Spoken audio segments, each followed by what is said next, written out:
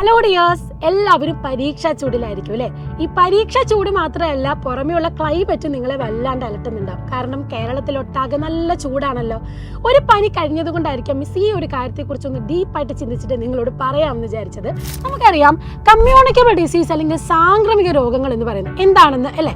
അതായത് bacteria, virus, പ്രോട്ടോസോവിയ ഒക്കെ പോലത്തെ രോഗാണുക്കൾ വഴി ഒരാളിൽ നിന്നും മറ്റൊരാളിലേക്ക് പകരുന്നത് കൊണ്ടാണ് ഇവയെ നമ്മൾ കമ്മ്യൂണിക്കബിൾ ഡിസീസ് എന്ന് പറയുന്നത്.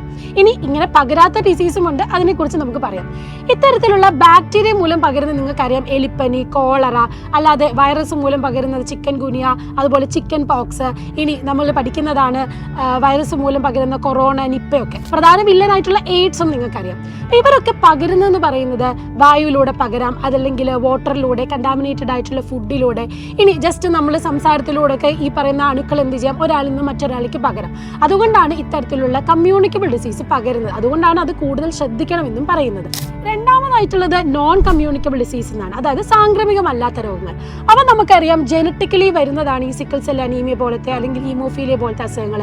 അതല്ലാതെ നമ്മുടെ ലൈഫ് സ്റ്റൈൽ മൂലം വരാം, ഡയബറ്റീസ്, ഹാർട്ട് അറ്റാക്ക്, സ്ട്രോക്ക് ഒക്കെ പോലെ. ഇനി അല്ലാതെ അനീമിയ പോലത്തെ നിങ്ങൾ കേട്ടിട്ടുണ്ടാകും, അതായത് നമുക്ക് nutrient deficiency, iron, vitamin, protein ഒക്കെ കുറവ് മൂലം നമ്മുടെ രോഗങ്ങൾ വരാറുണ്ട്. അപ്പോൾ രണ്ട് തരത്തിലാണ് രോഗങ്ങൾ പകരുന്നത്. ഒന്ന്, നമ്മുടെ ലൈഫ് സ്റ്റൈലൊക്കെ ശ്രദ്ധിക്കണം. ജനറ്റിക് ഡിസീസ് നമുക്ക് കൺട്രോൾ ചെയ്യാൻ പറ്റില്ല, ജനറ്റിക്കലി വരുന്നതാണ്.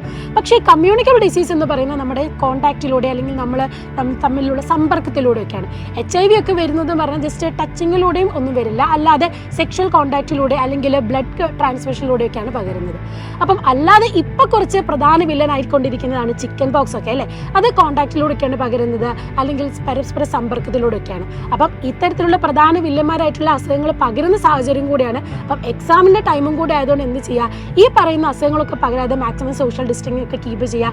നല്ല ഹോട്ട് വാട്ടർ, തിളപ്പിച്ചാറിയ വെള്ളം കുടിക്കുക. നല്ല രീതിയിലുള്ള ഒരു ഡയറ്റ് അല്ലെങ്കിൽ ഒരു റുട്ടീൻ നിങ്ങൾ എന്ത് ചെയ്യുക, കീപ്പ് ചെയ്യുക. ഇതിലൂടെയൊക്കെ നമുക്ക് ഒരു പരിധി വരെ ഇത്തരത്തിലുള്ള ഡിസീസസ് ഒക്കെ പകരുന്നത് തടയാനാകും. എക്സാമിൻ്റെ ടൈമിൽ ഈ കാര്യങ്ങൾ കൂടെ ശ്രദ്ധിക്കുക. അപ്പം മാക്സിമം ഈ വീഡിയോ എല്ലാവർക്കും ഷെയർ ചെയ്യുക. മറ്റൊരു വീഡിയോ ആയിട്ട് വീണ്ടും കാണാം. ബൈ.